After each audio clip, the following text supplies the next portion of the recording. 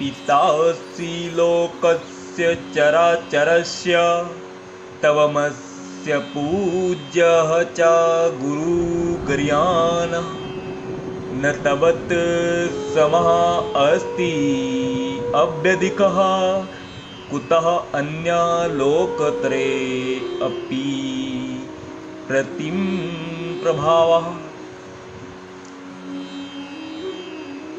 अर्जुन भगवान श्री कृष्ण को कहते हैं कि हे भगवान, आप इस चर तथा अचर संपूर्ण दृश्य जगत के जनक हैं। आप परम पूज्य महान आध्यात्मिक गुरु हैं। न तो कोई आपके तुल्य है, न कोई आपके समान हो सकता है।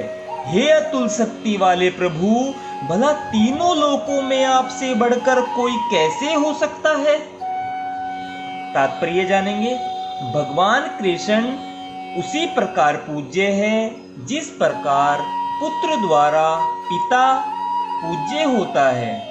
वे गुरु हैं क्योंकि सर्वप्रथम उन्हीं ने ब्रह्मा को वेदों का उपदेश दिया और इस समय वे अर्जुन को भी भगवत गीता का उपदेश दे रहे हैं।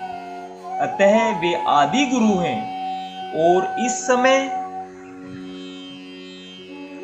किसी भी प्रमाणिक गुरु को कृष्ण से प्रारंभ होने वाली गुरु परंपरा का वंशज होना चाहिए।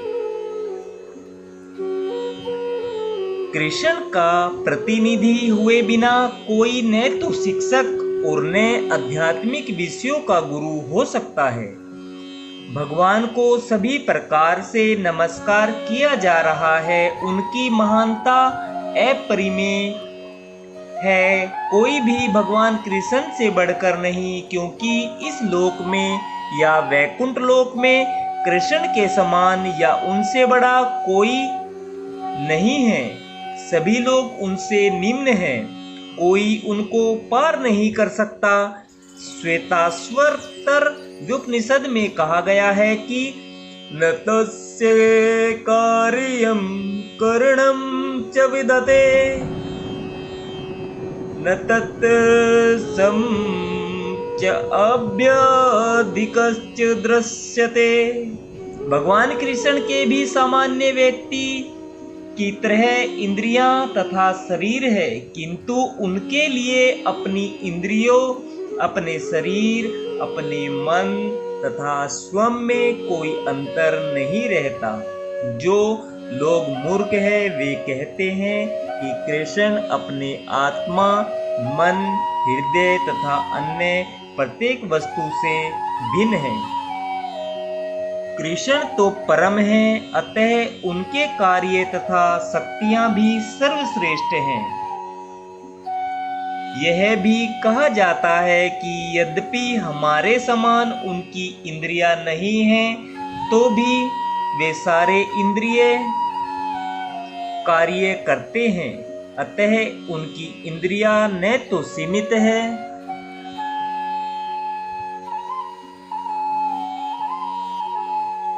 न ही अपूर्ण है। न तो कोई उनसे बढ़कर है, न उनके तुल्य कोई है। सभी लोग उनसे घटकर हैं। परम पुरुष का ज्ञान, शक्ति तथा कर्म सभी कुछ दिव्य है।